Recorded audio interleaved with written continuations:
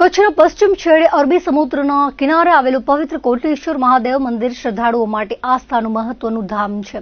ખાસ કરીને પવિત્ર શ્રાવણ મહિનામાં કોટેશ્વર મહાદેવના દર્શન અને પૂજનનું વિશેષ ધાર્મિક મહત્વ માનવામાં આવે છે. શ્રાવણ માસ દરમિયાન વહેલી સવારથી જ મંદિરમાં ભક્તોની અવરજવર જોવા મળે છે. ભક્તો ભગવાન શિવને જળ, દૂધ, બીલીપત્ર અને પુષ્પ અર્પણ કરી અભિષેક કરે છે. કોટેશ્વર મહાદેવનું પ્રસ્થાન પ્રકૃતિ અને આધ્યાત્મિકતાના અનોખા સંગમ સમાન છે. એક તરફ શિવ મંદિર અને બીજી તરફ વિશાળ અરબી સમુદ્રનું આહલાદક વાતાવરણ ભક્તોને આધ્યાત્મિક શાંતિનો અનુભવ કરાવે છે. શ્રાવણ મહિનાના સોમવારના દિવસે અહીં વિશેષ પૂજા અર્ચના અને દર્શન માટે મોટી સંખ્યામાં શ્રદ્ધાળુઓ ઉમટે છે. ધાર્મિક માન્યતા મુજબ ભગવાન શિવની આરાધના કરવાથી મનની શાંતિ, સુખ, સમૃદ્ધિ અને મનોકામનાઓ પૂર્ણ થવાના આશીર્વાદ મળે છે.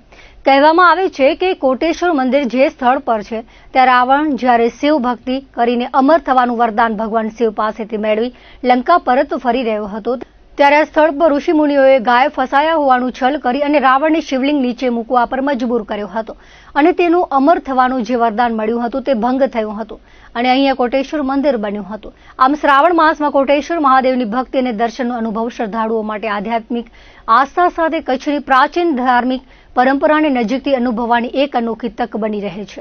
આપણું ભારતની પશ્ચિમ બોર્ડર ઉપર આવેલું કચ્છનું મહાન તીર્થ એટલે કોટેશ્વર મહાદેવ. કોટેશ્વર મહાદેવ રાવણે જ્યારે છેલ્લી તપસ્યા અમર થવા માટે કરી અને ભગવાનને પ્રસન્ન કર્યા હતા, એ લિંગ ભગવાને આપ્યું કે બીજું લંકા સુધી તું રાખીશ હાથમાં તો અમર થઈ જાય. એટલે દેવોને ભય લાગ્યો.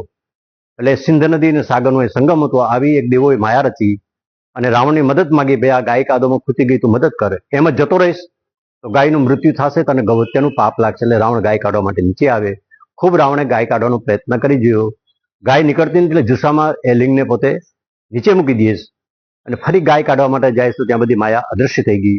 એટલે રાવણને ખ્યાલ આવી ગયો કોઈ દેવે મારી સાથે માયા કરી લિંગ નીચે મુકાયું. ભગવાને મને ના કરી હતી કે આ લંકા સુધી હાથમાં રાખજે તો તું અમર થઈશ. ફરી પાછો લિંગ લેવા હું પોતે જાય છે તો ત્યાં કોટી લિંગ દેખાણા રાવણને. એક લિંગની જગ્યાએ જ્યાં દ્રષ્ટિ કરે ચારે બાજુ ભાસ થાય.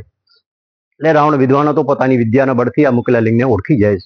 ઉપાડવાનો પ્રયાસ કરે, ઉપડતો નથી. અંદરથી અવાજ આવે, આકાશવાણી થાય, રાવણ ઉપાડજે નહીં. મેં તને સૂચના આપીને તે પાલન ન કર્યું, આ નીચે મૂકી દે લાલો, દુનિયાનો ઉદ્ધાર કરવા બિરાજમાન થઈ ગયો, તું લંકા જતો રહે. રાવણે અમર થવું તું વિચાર કર્યો, જો લંકા જતો રહીશ તો ત્યાં તો એક દિવસ મારું મૃત્યુ છે, મારે અમર થવું છે, મારે લંકા તો ન જવું. ફરી તપ કરી ભગવાનને પ્રસન્ન કર્યા. એ વખતે જે કોટી લિંગ હતા બધા સમાઈ જાય ભૂમિમાં. મુખ્ય એક લિંગની ફરી ભોળાનાથને વરદાન માગવાનું કહે. ફરી પણ રાવણે અમર થવાનું માગ્યું. એ સમયે ભગવાન એને નાભીની અંદર અમૃત રાખી દીધી કે રાવણ હવે આ વાત કોઈને બતાવતો નહીં કે મારી નાભીમાં અમૃત છે. જ્યાં સુધી કોઈને આ વાત બતાવીશ નહીં ત્યાં સુધી તારું મૃત્યુ નહીં થાય. રાવણ અહીંથી અમર થઈ લંકા જાય.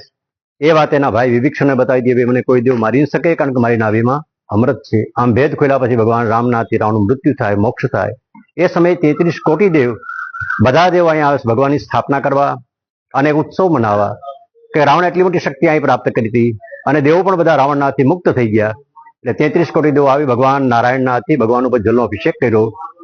એ જલનો પ્રવાહ અહીં મોટું સરોવર હતું, સરોવરની અંદર જાય. એટલે સરોવર નામ અહીં નારાયણ સરોવર રાખે.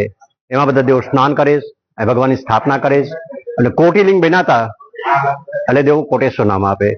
આ રીતે ભગવાન બિરાજમાન થયા. એને ત્રીજો યુગ કહેવાય, ત્રેતાયુગ, દ્વાપરયુગ અને આપણે કલિયુગ. દેવો પણ જ્યારે આરાધનાના ઈષ્ટદેવ કહેવાય મહાદેવ, એ આ શ્રાવણ મહિનાના પવિત્ર દિવસે હજારો યાત્રી ભગવાનના દર્શન કરવા માટે, કારણ કે આપણું આ ચારે ધામનું યાત્રાનું ફળ પુણ્ય પ્રાપ્ત થાય આવું મહાન તીર્થ છે. હજારો યાત્રી અત્યારે આવી અને આ પવિત્ર શ્રાવણ મહિનાનો પોતાના દર્શનનો લાભ લે છે અને ખૂબ જ ઉત્સવથી બધા અહીંયા આવે છે. તો આ પવિત્ર તીર્થની અંદર આવી અને પોતાને ધન્ય માને છે કે મારે આથી આ દર્શન થઈ ગયા આવ્યું. આજે આપણા મોટા મોટું મંદિર એટલે કચ્છમાં કોટેશ્વર ભગવાનનો ખૂબ જ મહિમા છે અને શ્રાવણ મહિનાનો આજે બીજો દિવસ એટલે બીજ અમે દર્શન કરવા આવ્યા છીએ અને કોટેશ્વર મહાદેવને પ્રાર્થના કરી છે ભગવાન મુંછક માફ કરો અને વરસાદ થાય આપણા વિસ્તારમાં એવી ભગવાનને પ્રાર્થના કરી છે. અને જ્યારે પણ કઈ તકલીફ હોય આપણા વિસ્તારમાં કે કચ્છમાં ત્યારે ભગવાનને પ્રાર્થના કરીએ અને ભગવાન કોટેશ્વર ભગવાન ખૂબ દયાળુ છે અને કાયમ બચાવ છે અને સાંભળે છે. અમારો કોઈ મહિનો ન જાય બાકી ભગવાન કને આપતા જોઈએ. ત્યાંથી પછી ચેકમાં ભગવાન 800 જઈએ વિદ્યાવાસી માતાજી કને. એટલે કોટેશ્વર ભગવાન એક જ પ્રાર્થના છે કે ભગવાન ભૂખ માફ કરો, અમારા કને પશુઓ વધારે છે એટલે ચરાની પાણીની બધી થાન છે તે ભગવાન દયા કરે. અને તમામ લોકોને ખાસ કચ્છનાને કે આપણે સોમનાથ જેટલી જ મહિમા છે આપણે કોટેશ્વર મહાદેવની, એટલે કચ્છના જેટલા વ્યક્તિ ગામમાં બધા આપણે જતા હોઈએ પણ કોટેશ્વર હિન્દુ સમાજને આપણે તમામ લોકોને આપણે કોટેશ્વરના દર્શન મહાદેવના સોમવારના કરવા જરૂરી છે. તો બધાને વિનંતી અને બધા કોટેશ્વર મહાદેવના દર્શન કરે અને બધાએ ભગવાન એમની સામે દરિયો અત્યારે સાગર સગર બ્રહ્માને વિષ્ણુ ઇન્દ્રદેવને એમને પણ પ્રાર્થના કરીએ અને કોટેશ્વર ભગવાનને પ્રાર્થના કરીએ તો જ આપણી મનોકામના પૂરી કરે. બહુ સરસ કામકાજ છે. મંદિરની બહુ વ્યવસ્થા સારી છે. કોટેશ્વર મહાદેવની કૃપા તો મારા ઉપર વર્ષોથી છે. શ્રાવણ મહિનામાં થોડીક વધારે રહે છે. શ્રાવણ મહિનામાં હું આવું છું, ત્યાંના પૂજારી ગણ મારી ખૂબ મદદ કરે છે. બહુ સારું કામકાજ છે. ટાઉન પ્લાનિંગ ડિપાર્ટમેન્ટ ભુજમાંથી 31/26 રોજ રિટાયર થયો છું અને 2001 થી હાલ સુધી ભુજમાં જ રહું છું.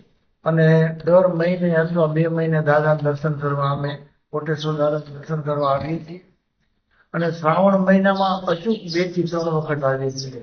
અને ભુજથી મારા જે મહેમાન આવ્યા છે ડોક્ટર ભરતસિંહ ઝાલા, એને પણ આજે દર્શનનો લાભ મળ્યો છે. અને મોહનશ્રી દ્વારા અમને જે પૂજા અને અર્ચના કરાવી બદલ ખૂબ ખૂબ આભાર. અમને ખૂબ ધન્યતા અનુભવી અને ભગવાન ભોળાનાથ કોટેશ્વર મહાદેવ બધાને સુખ શાંતિ સંપત્તિ કીર્તિ નિરોગી નિર્વિઘ્ને જીવન પસાર થાય અને દેશની સુરક્ષા કરે એવી ભગવાન પાસે પ્રાર્થના કરું છું.